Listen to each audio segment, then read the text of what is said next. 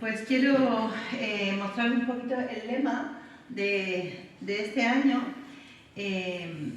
Lo hemos elegido también en consenso con el equipo de diáconos, y el lema de este año va a ser Creciendo en Unidad. No sé si tienes el texto por ahí. Sí, vale. Pues este va a ser nuestro lema, así que ir memorizándolo, pero además ir pensándolo, madurándolo, a ver cómo ¿no? podemos formar parte de este lema y cómo lo podemos aplicar a nuestras vidas. Y quiero invitaros a que abráis vuestras Biblias por Efesios capítulo 4. Vamos a estar ahí entre los versículos 7 y 16, aunque los vamos a leer después, ¿de acuerdo? Así que este es el lema que os propongo para enfocarnos en él durante este año 2023, Creciendo en Unidad. ¿Por qué un lema? Pues porque nos ayuda a enfocarnos en una meta, ¿vale? Un lema es para eso, para enfocarnos en una meta y hacerlo además todos juntos. ¿Quiere decir esto que todas las predicaciones hablarán de lo mismo? Sí y no. Pues sí. Tendremos al menos en este año 53 predicaciones, ¿vale? Y cada una nos enseñará sobre aspectos distintos de la palabra y cómo aplicarla a nuestras vidas. Este es el objeto, ¿no? de las predicaciones, de tener este tiempo de culto, de adoración, de ser alimentado y edificado, ¿no? Pero todas estas predicaciones van a tener ese mismo enfoque, ¿no? Que crezcamos en conocimiento de la palabra y también que crezcamos en sabiduría. O sea, cómo aplicar estas enseñanzas en nuestra vida de forma práctica. Porque a veces tenemos mucho conocimiento y sabemos muchas cosas, pero cómo hacerlo y aplicarlo, ¿no? Y cuando hablamos de crecimiento, pensamos en nuestro crecimiento espiritual y de conocimiento de quién es nuestro Dios, y después también pensaremos en comunicar el Evangelio y alcanzar a otros para la salvación. Así que nos fijaremos principalmente en el versículo de Efesios 4:16. Pablo, si lo quieres poner, lo vamos a tener ahí puesto todo este tiempo de predicación. Y el versículo dice: por su acción, todo el cuerpo crece y se edifica en amor, sostenido y ajustado por todos los ligamentos, según la actividad propia de cada miembro. Pero yo os sugiero que lo memoricemos así, porque es un versículo que continúa al anterior, ¿verdad? Y entonces, para entenderlo mejor, lo vamos a poner así. En lugar de decir por su acción, vamos a decir que la acción es ¿de quién? De Cristo. Si vamos a decir por la acción de Cristo, ¿por qué no lo leéis juntamente conmigo? ¿Lo tenéis ahí? ¿Lo veis bien? Por la acción de Cristo, todo el cuerpo crece y se edifica en amor, sostenido y ajustado por todos los ligamentos, según la actividad propia de cada miembro. Bueno, ¿y por qué es este lema? Pues es verdad que responde a una búsqueda de la inspiración de Dios sobre nuestra iglesia, orando y leyendo, preguntándole al Señor en qué nos concentraremos en el próximo año. Esa es una reflexión del año pasado, claro. Es pertinente porque después de la soledad y del confinamiento, la necesidad emocional de compañerismo se ha hecho más que evidente en el año pasado. Sin embargo, nuestras emociones pueden ser pasajeras e inconstantes. ¿O no os pasa a vosotros? ¿Siempre estáis con la misma emoción? No, nuestras emociones son muy variables. Y si nos fiamos de nuestras emociones, vamos a estar de pico en pico, ¿verdad? Por otro lado, nuestras emociones también tienen que estar sustentadas, sostenidas, producidas por la profundidad de nuestras creencias. Y nuestra fe necesita ser alimentada. Nuestro énfasis, o lo que subrayamos, es que trabajar en equipo desarrolla la Iglesia y la fortalece en amor. ¿Estáis de acuerdo? ¿Vosotros lo pondríais eso en vuestro estado? Lo repito. Trabajar en equipo desarrolla la Iglesia y la fortalece en amor. ¿Amén? Amén. Pero no es tan fácil, ¿eh? Siempre hemos sido, me podéis decir, ¿no? Siempre hemos sido una iglesia amorosa y receptiva. Pero sí, es verdad, efectivamente, siempre lo hemos sido. Y una cosa que caracteriza a nuestra iglesia es lo a gusto que te encuentras cuando llegas aquí, ¿no? Pero eso, hermanos, no debe bastarnos.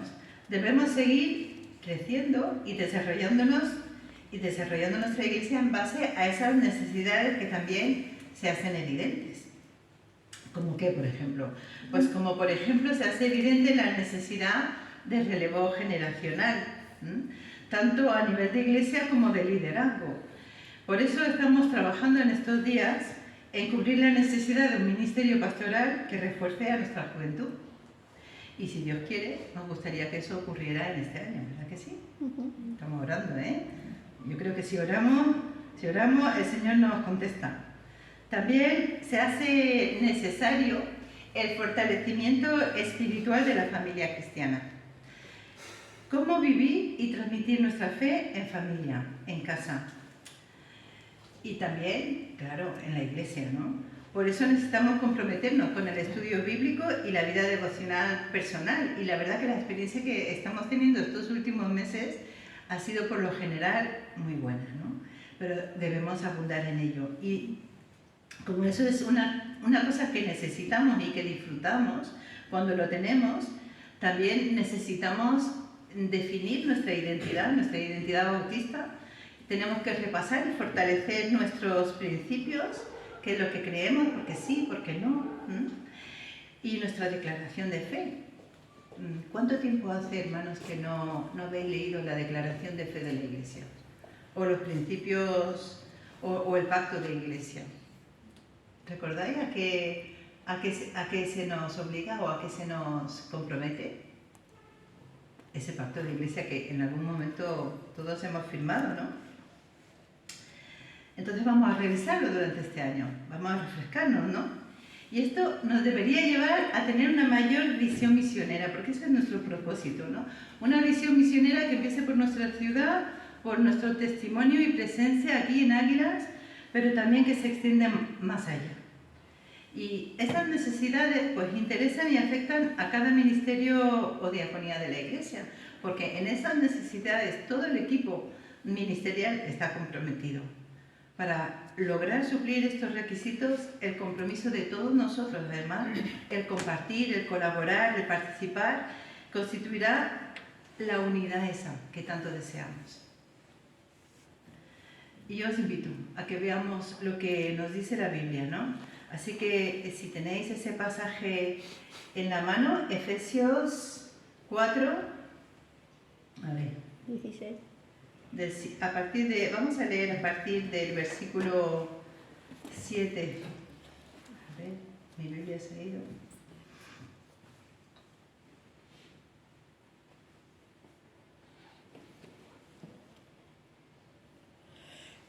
A ver, Efesios 4, versículo 7 al 16.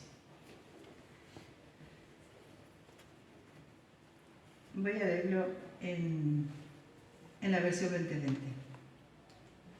Dice que a cada uno de nosotros se nos ha dado la gracia conforme a la medida del don de Cristo, por lo cual dice: subiendo a lo alto, llevó cautiva la cautividad y dio dones a los hombres.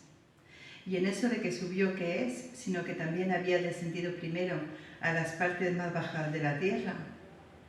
El que descendió es el mismo que también subió por encima de todos los cielos para llenarlo todo. Y él mismo constituyó a unos apóstoles, a otros profetas, a otros evangelistas, a otros pastores y maestros, a fin de perfeccionar a los creyentes para la obra del ministerio, para la edificación del cuerpo de Cristo, hasta que todos lleguemos a la unidad de la fe y del conocimiento del Hijo de Dios, al hombre perfecto, a la medida de la estatura de la plenitud de Cristo. Así que Ya no seremos niños fluctuantes, arrastrados para todos lados por vientos de doctrina y por aquellos que para engañar emplean con astucia las artimañas del error. Más bien, al seguir la verdad en amor, crezcamos en todo en aquel que es la cabeza, esto es Cristo, de quien todo el cuerpo bien articulado y unido entre sí por todas las coyunturas que se ayudan mutuamente según la función propia de cada miembro, recibe su crecimiento para ir edificándose en amor. Qué texto más bonito, ¿verdad? Y lo primero que quiero resaltar es la idea de regalo, ¿no? Pues como decía Cristóbal antes, acabamos de pasar Reyes y para muchos sinónimos de regalos. Pero fijaros que bien nos viene aquí el versículo 7, porque nos habla de gracia y de dones, de regalos intangibles y valiosos y personalizados. El jueves pasado, cuando salíamos del culto de oración, un hermano nos decía, que siempre los regalos, dinero, consumismo. Pero no, es que los regalos también pueden ser regalos intangibles. Y esa clase de regalos es la que a nuestro Dios le encanta hacernos. Por supuesto que el Señor en algunos momentos nos da cosas materiales que necesitamos o que quiere darnos. Pero esos dones que Él nos da son tan valiosos porque precisamente no se le puede poner un precio. A cada uno de nosotros se nos dio gracias en proporción al generoso don de Cristo. Es que Dios nos dio a Jesús. Y Dios no solo nos dio un bebé, no solo nos dio un niño, nos dio también, como hemos cantado antes en la alabanza, a un Jesús que llegó hasta la cruz y que sufrió y que se sacrificó por nosotros. Y por ese sacrificio nosotros tenemos vida. ¿Amén? Amén. Pues sí, estamos hablando de que Dios nos ha hecho un montón de regalos. El primero en Jesús, el primero en la salvación. Pero también hablemos de dones espirituales. Un paquete de regalos impresionantes que encontramos aquí en Efesios 4, pero también encontramos en 1 Corintios 12. Si bien vamos a dedicar otros mensajes a este tema de los dones, cabe resaltar cómo Dios es perfecto arquitecto y diseñador de su iglesia, porque Él es quien decide con qué capacidades sobrenaturales equipará a cada uno de sus hijos. Nuestra iglesia es una iglesia espiritual. Claro, aquí nos reunimos en un templo que tiene 4 paredes, pero la iglesia de Águilas es mucho más que este lugar. Y la iglesia de Águilas, todos sabemos muy bien que la componemos los miembros de la iglesia, ¿verdad? Y que cada uno estamos diseñados para poder sostener la estructura de esta iglesia. Así que Jesús es el Señor, ¿sí? ¿Sí? A ver, muy serios, ¿eh? Sí. Jesús es el Señor, ¿amén? Sí, amén. Jesús es la cabeza, y entenderme bien cuando decimos cabeza. En el Nuevo Testamento, cabeza significa origen. Jesús es el origen de todo el proceso. Y es el propósito para la iglesia, es que la iglesia pueda crecer en una unión íntima con Jesús y con Cristo. El versículo 12 que tenemos aquí, que hemos repetido, dice que con el fin de preparar al pueblo de Dios en la obra de ayudar a otros, para ayudar al crecimiento del cuerpo de Cristo. Me gustaría decir cómo Barclay, que es uno de mis comentaristas favoritos, define el propósito de los dones.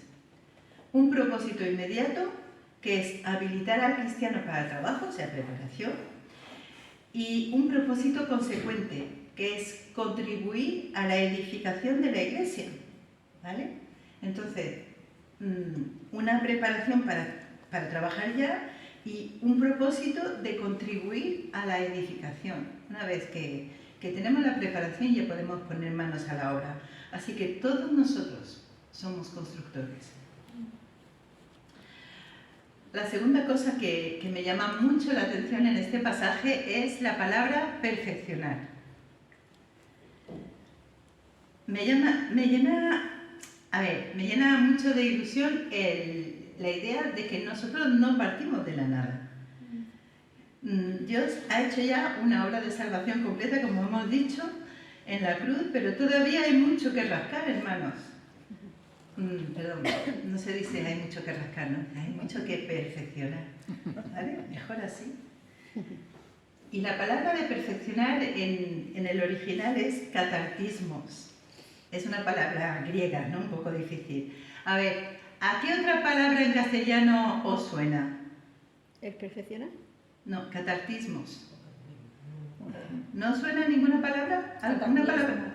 ¿Cómo? Cataclismo. Cataclismo. ¿Y qué más? Pues Catástrofe. no, no tanto.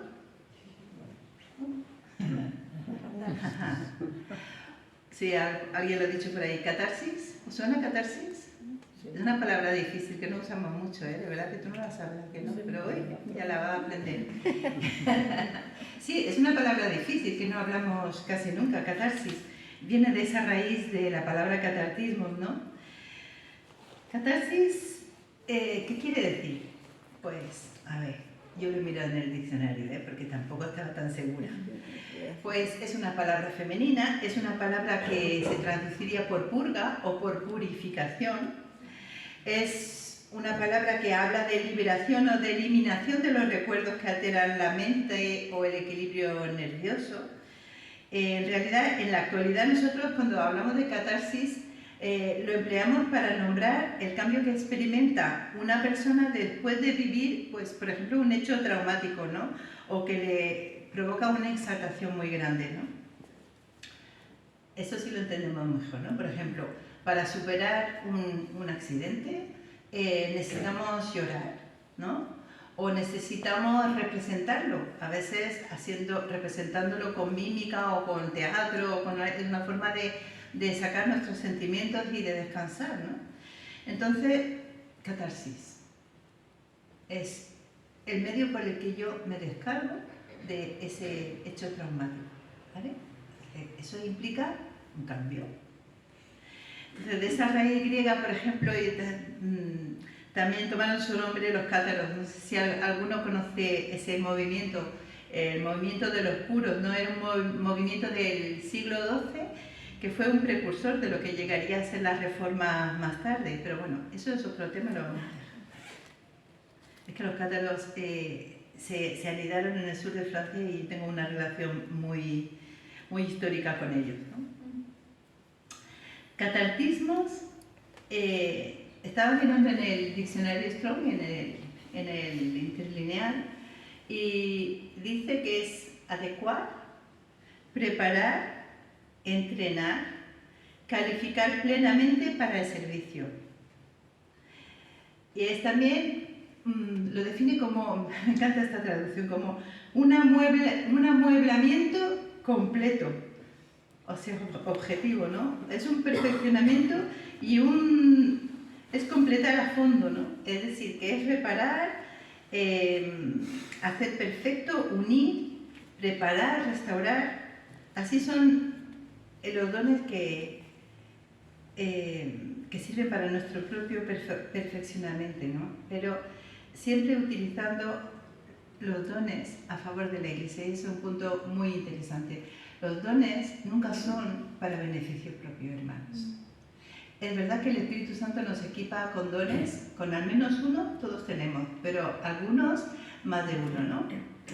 Pero nunca serán para nuestro disfrute personal y solo para nosotros, sino es para servir a los demás en el contexto de la Iglesia. Así que podemos decir que somos perfeccionados por los dones en la medida que los hagamos servir.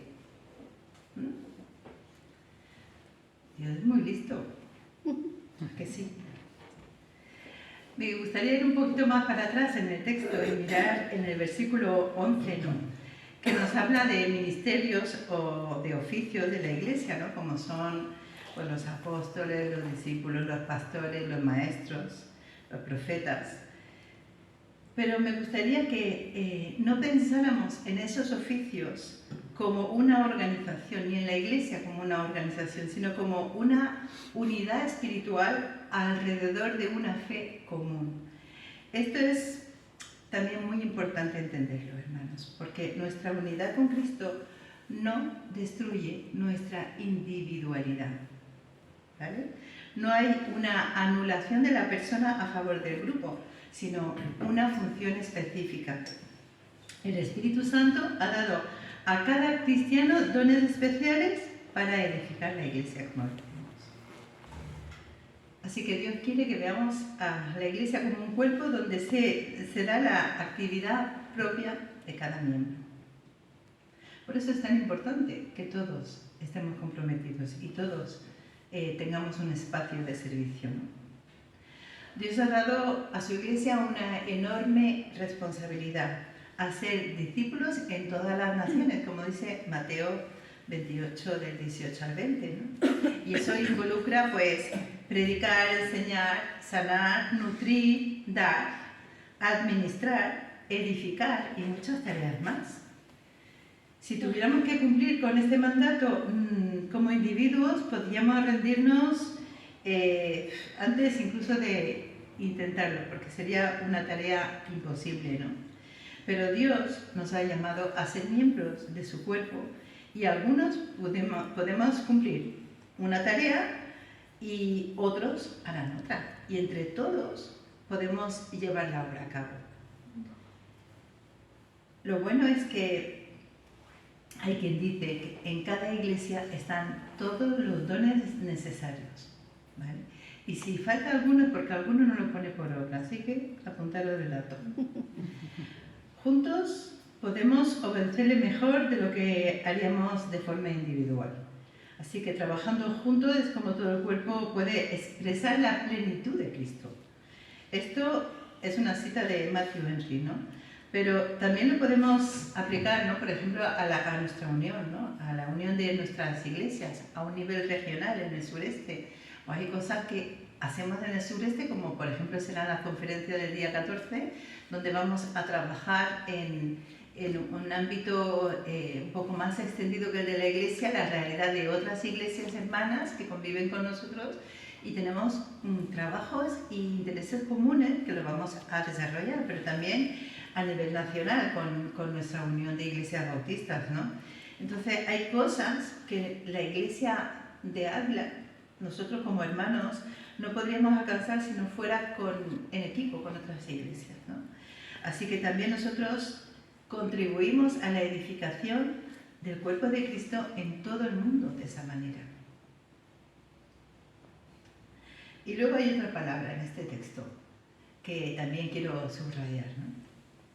¿Hasta qué? ¿Hasta qué? Sí. ¿Estaremos unidos hasta qué? ¿Hasta cuándo? ¿O mientras qué? Y dice el versículo 13, que dice que hasta que lleguemos todos nosotros a la unidad de la fe y del conocimiento del Hijo de Dios. Ahí es como alcanzaremos la plena unidad de la fe, porque cuando todos conozcamos perfectamente a Cristo, Él es el objeto de nuestra fe, es el Hijo de Dios, la dignidad más alta. Y nosotros alcanzaremos la plena unidad cuando lleguemos a entenderlo, cuando llegamos a conocerlo perfectamente. Y la norma de la estatura espiritual es la plenitud de Cristo. Ya hemos oído hablar sobre este tema. Entonces, ¿esto qué quiere decir? Que el cuerpo tiene que, de alguna forma, armonizar con la cabeza para poder llegar a ser un cuerpo perfecto. Si no, imaginaros, una cabeza grande, un cuerpo pequeñito, ¿esto qué es? Debemos alcanzar el completo desarrollo. No podemos quedar con un cuerpo infantil ni siquiera con un cuerpo de adolescente. Debemos alcanzar la madurez mientras proseguimos a la meta, como nos predicaba el domingo pasado el pastor Julio. Por eso proseguimos a la meta, para llegar a ser como el Señor, para llegar a perfeccionarnos en el Señor, ¿no? Para no desentonar con Él, sobre todo, ¿no? Para eso contamos con una alimentación espiritual muy potente, un complejo de vitalidad que combina amor y verdad. ¿Verdad? Como hemos leído, para evitar el error y la distorsión. Ya dice Pablo que evitemos, para evitar ser llevados de cualquier viento de doctrina, saber dónde estamos. Y amor para vehicular y hacer agradable la alimentación, porque comer es un placer. Yo estoy leyendo últimamente Eclesiastés y hay que ver la cantidad de versículos que hablan de comer bien y de disfrutar de la vida, en el sentido sano, ¿no? Así que verdad y amor, combinados para hacer una experiencia agradable en nuestra vida cristiana. La verdad, en realidad, nunca debe ser sacrificada al amor. Es que digo, ¿estás de acuerdo?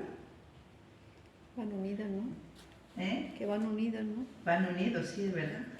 Pero nunca debe ser sacrificada la verdad a favor del amor. Sin embargo, la verdad tiene que ser practicada, mantenida en amor. Eso es más difícil. La verdad en palabra y en obra, o sea, lo que decimos y cómo actuamos. Esa es la verdad, ¿no? Es lo que estamos diciendo, lo que estamos enseñando, que sea verdad.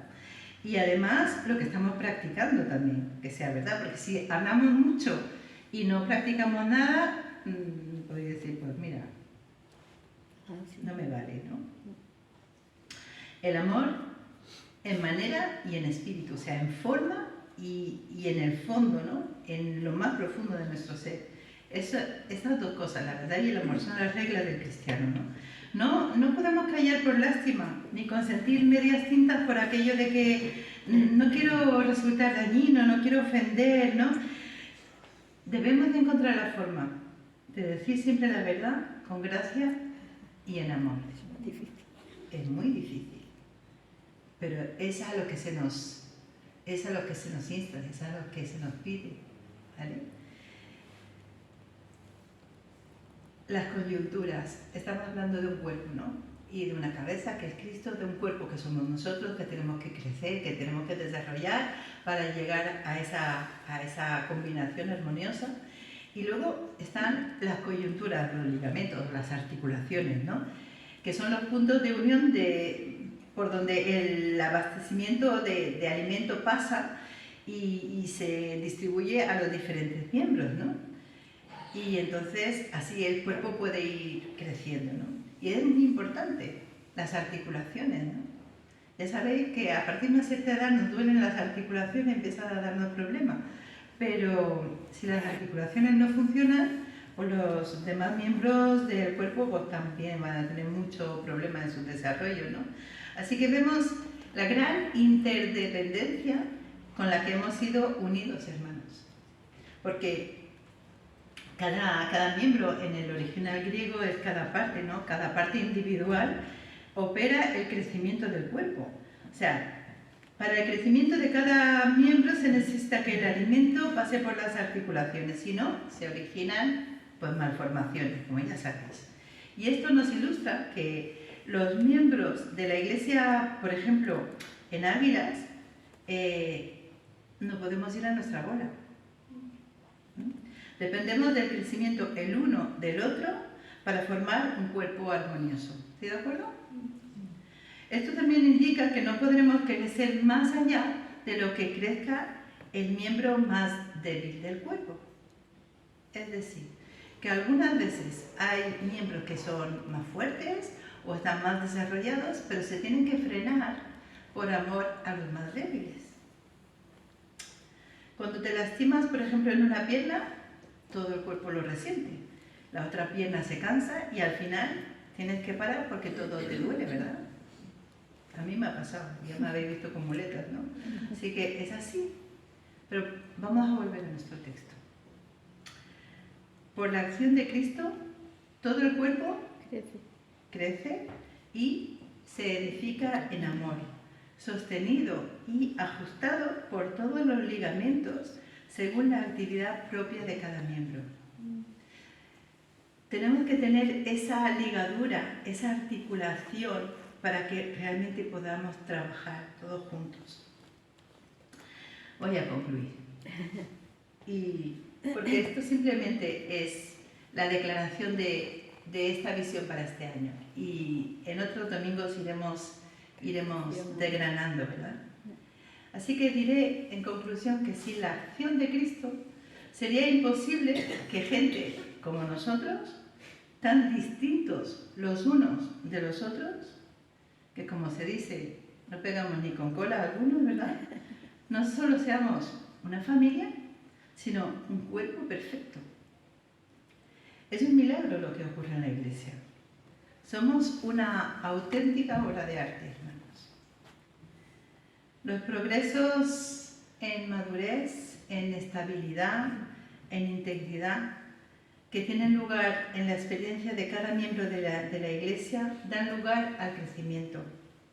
El cuerpo se va haciendo grande y va creciendo, cualitativamente y cuantitativamente. Y la edificación, ¿no?, que es el fortalecimiento interno. Necesitamos un cuerpo fuerte. A este crecimiento en unidad estamos invitados unos y otros. Así que, hermano, hermana, no permitas que tu falta de compromiso frene el desarrollo de todos.